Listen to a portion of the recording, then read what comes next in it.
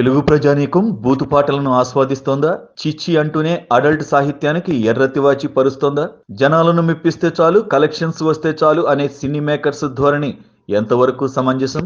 Ultimate గా తెలుగు పాటలు ఏ స్థాయికి వెళుతున్నాయి? హీరోలు ప్రేక్షకులకు ఏం చెప్పాలనుకుంటున్నారు? మాటలకు అందని భావాలను, భాష్యాలను పాటలుగా చెప్పడం అనేది తెలుగు సినిమా రంగంలో ఎప్పటి నుంచో వస్తున్న సంప్రదాయమే. పాటలతోనే హిట్ అయిన సినిమాలు ఎన్నో ఉన్నాయి. అలాగే పాటలతోనే ప్రేక్షకులు తిరస్కరించిన మూవీలు కనిపిస్తుంటాయి. కానీ ఇప్పుడు అలాంటి పాటలను తెలుగు సినీ మేకర్స్ దారి తప్పిస్తున్నారనే మాటలు వినిపిస్తున్నాయి. తాజాగా గుంటూరు కారంలోని కుర్చీ మడత పెట్టి పాట సోషల్ మీడియాలో వివాదాస్పదమైన తీరు ఇండస్ట్రీలో చర్చనీయాంశమైంది. సూపర్ స్టార్ మహేష్ స్థాయికి తగ్గ పాట కాదనే మాటలు వినిపిస్తున్నాయి. గతంలో ఇలాంటి సిచ్యుయేషన్స్ లేవా అంటే ఉన్నాయి. అలాగే ఆ హీరోలకు నష్టము జరిగింది.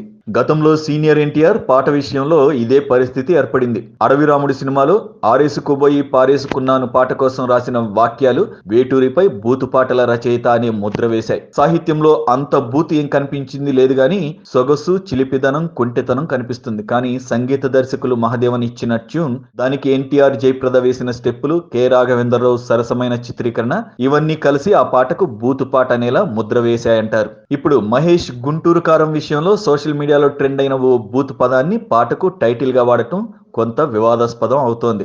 అయితే ఈ విషయంలో రచయిత రామజోగయ్యను ఎవరు తప్పు పట్టింది లేదు గాని డైరెక్ట్ గా త్రివిక్రమ్ తమన్లనే కొందరు ఫ్యాన్స్ టార్గెట్ చేశారు. అవసరం లేకపోయినా ఒక చిన్న పదం పెట్టి తమ హీరో స్థాయిని దిగజార్చారని మండిపడుతున్నారు. మరోవైపు ప్రేక్షకులు కూడా కొంతమంది ఎంజాయ్ చేస్తున్నారు. కుర్చీ మడత పెట్టికి కంటిన్యూస్ గా వచ్చే వల్గర్ వర్డ్ ని ఆస్వాదిస్తున్నారు. దీంతో ప్రేక్షకులు ఎంజాయ్ చేస్తున్నారని మేకర్స్ దిగజారుతున్నారా, లేక మేకర్స్ ఏం చేసినా కరెక్టే అని ఆడియన్సే జై కొడుతున్నారా అన్నది బిగ్ డిబేట్ గా మారింది. గతం సంగతిని పక్కన పెడితే త్రివిక్రమ్ మూవీ అంటే క్లాసిక్ అన్నట్లుగా క్లాస్ కు కేర్ ఆఫ్ అడ్రస్ గా పేరుంది. అందరికీ నీతులు చెప్పే బల్లి కుడితిలో పడ్డట్టుగా ఇప్పుడు త్రివిక్రమ్ పేరు కూడా అలాగే చెడిపోయింది. మరి ఈ డ్యామేజ్ ని ఆయన కంట్రోల్ చేసుకుంటాడా, లేకపోతే పోనీలే అని వదిలేస్తాడా అన్నది ఇండస్ట్రీలో చర్చనీయాంశంగా మారింది. ఓటు వేయడం మన హక్కు, మన బాధ్యత. ఆ ఓటు ఉందో లేదో కూడా చూసుకోవడం మన బాధ్యతే.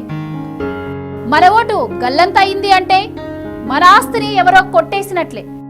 వెంటనే మీ ఓటు ఉందో లేదో, ఎక్కడుందో చెక్ చేసుకోండి.